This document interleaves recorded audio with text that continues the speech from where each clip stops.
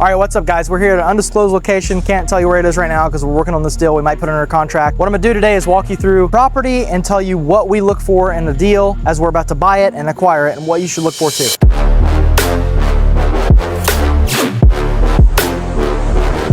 So the first thing we're gonna look at when we're looking at a deal like this, and it's really one of the most important factors that not a lot of people look at. People in our circle look at it, but the general retail buyer might not take a look at this. A lot of people fixate on cap rate and stuff like that, but really one of the first things we wanna look at is the price per foot of the building. So we're in a mentorship group where they talk about having a bulletproof basis. So what that means is if you buy a property at a low enough basis or low enough price per foot, then you have a lot of options. Whether you need to sell it or whether you need to lease it, you have a lot of options to make money. So that's one of the first things we're looking at is a bulletproof basis. Purchase price divided by the square footage, and that's gonna give you the price per foot. So the second most important thing to me and Jesse, my business partner, is cash flow. Since we're in the brokerage game, the commissions come and they go. It's up and down, but we're looking for consistent cash flows. While we're in commercial real estate, not residential, you sign a 5-year lease and get consistent cash flow. So I'm looking at, all right, if I put this much money down, how much cash flow is it gonna give me? Another way of kind of measuring that, just like the third thing, is your cash on cash. And the cash on cash is how much money do you put into the deal? So that's gonna be your down payment, all your CapEx, so your big ticket items that you have to fix. Like for example, in here, you got ugly floor, you got to redo the floor, maybe change up some of the lighting. It depends on, this is technically an industrial building. An industrial user probably not going to be wanting these weird lights. It was a furniture store before. So CapEx is going to be stuff like carpet, it's going to be stuff like the HVAC, the roof outside the parking lot was crappy. We're gonna have to redo that if we buy this building, but we're looking at it now. So you're looking at your cash on cash. So that's going to be everything you need to do to the building, all of your CapEx plus your down payment plus your carrying costs wrapped into whatever it is. So let's just pretend this building's $400,000. Let's say you put 20% down, or 25% down, which is 100 grand. And then let's just say you have 50 grand in CapEx, just to make it easier, carrying costs, all that stuff. So you're all in for $150,000. Now let's say this building makes you, and I'm just making this up, let's say it makes you $20,000 a year in cash flow. So that's after your mortgage. Then your $20,000 divided by $150,000. So your cash flow divided by the amount of money you put into it is gonna be your cash on cash. That's 13%. If that was a real scenario, 13 is pretty good. Some people are okay. When people are looking at larger deals and they're raising money, a lot of people are okay with 8%, 6%, which is crazy to us. We're going after much higher cash on cash deals because that's going to dictate your cash flow. There's a little bathroom over here. There's a conference room or whatever it may be. This looks like was maybe their showroom. In the back over here, though, is where the warehouse portion is. Like I said, it's an industrial building, but somebody was using this really for more retail use. So the lights are off in here. It's a little dark. I apologize for the lighting, but one of the other things we look at is what's going to be the stabilized value. So if we buy this property and we rent it, let's just take this as an example. My guess is you could probably rent this for like the conservative side, like $6 a foot. And let's just say this building's about 6,000 feet. So about 6,000 feet times 6, that's gonna get you NOI of $36,000. And we've talked about NOI before in the last videos. It's the net operating income. It's basically, think about it as your profit before your mortgage. You get your rent, then you pay all your expenses. If we did triple net, we wouldn't have really any expenses. But anyways, $6 a foot, because in commercial it's measured per foot per year, times 6,000, you're talking about $36,000. Now this market in today's, climate, it's probably gonna be a 9 cap. That's what I put on it to be safe. Maybe you could be aggressive and get an 8.5, but I'm gonna say 9 cap. So it's $36,000. Your NOI divided by your cap rate is $400,000. So if the stabilized value is $400,000, then you have to look at that and think, okay, well, if I'm buying this property for 300 and then I'm putting in 100, well, I just got to my stabilized value and all the work, and there's not really any profit or spread between that number. So you obviously wanna have some equity in the deal and force some appreciation. So you wanna buy this thing, stabilize it, and let's say, like I said, $6 a foot was conservative. Let's say you could get 10. That's very aggressive, but let's just say you could get 10 times 6,000, just for example's sake. That's $60,000 in NOI. That's almost double. So 60,000 divided by a 9 cap is $660,000. If you're all in for 400, like I said in the example before, let's say you buy it for 3, put in 100 grand, lease it for 10, and you're all in for $400,000, and now your property's worth 660. Well, you just made $260,000 by buying a building, renovating it, and leasing it. That's what we're after. That's what we're looking for. So we talk about this on our podcast all the time, but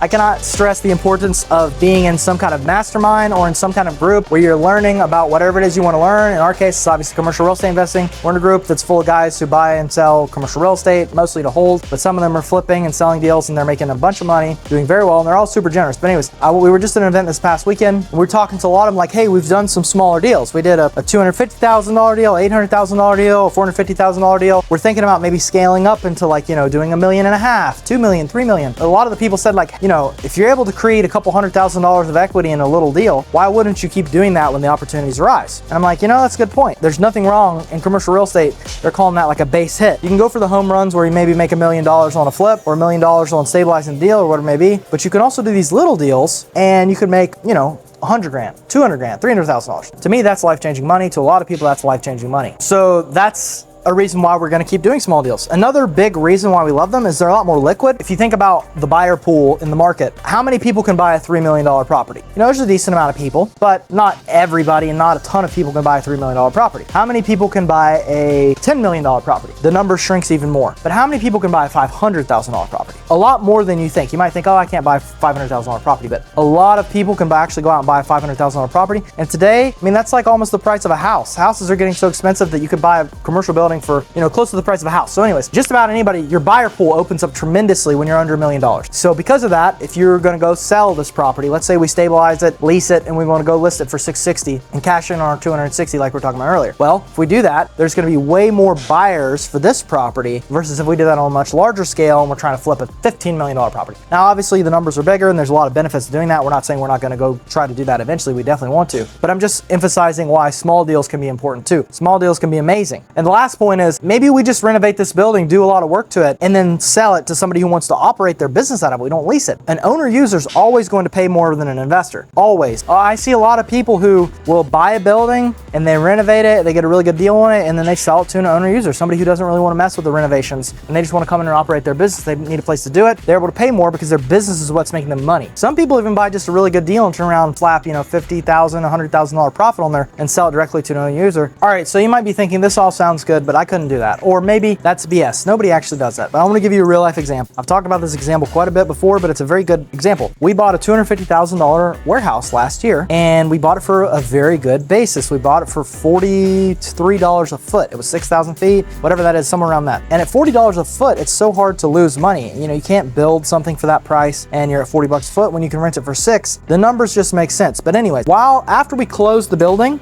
we had an owner user reach out saying they wanted to buy it. And we were planning on leasing. We said, you know what, we'll sell it. So we actually got under contract to sell for $385. So the difference between $250 and $385, what is that? $135,000? Yeah, $135,000. That's real money. Now, did that person close? No, they backed out. They found a different deal. That's the reality of it. But we found a tenant and said, that's no worries. We found a tenant. We want to hold it anyway. So we leased the tenant. Our tenant wasn't doing the greatest. We didn't know if he was going to make it. So we put the property on the market for sale or lease again to backfill the tenant if they ended up moving out, or sell it to an investor because we'd, you know, make a little profit and move on. We got another offer just recently for $395, but we turned it down because we think it's worth $425. That was an owner user, by the way. And then today we're actually going later today to meet a person who's an investor who is interested in maybe buying at $425. So anyways, bought it for $250. We put no money into the deal at all. We just gave the tenant free rent and let them renovate it and fix it up themselves. And we're here with, you know, 3 different people, well, 2 offers and another person looking to buy it. We've had a lot of other inquiries. So we're still not sure if we want to sell that and cash in on it and move on to the next thing, or just hold it. But that's not to brag. It's just to show you can do this. And the small deal game is a real game. And in commercial real estate, you can make real money over residential money. Residential, you know, you can wholesale a deal, flip a deal, whatever. I'm sure you can make a lot of money, but there's a lot of money in commercial real estate. It's an awesome business. I'm extremely blessed and fortunate to be in it,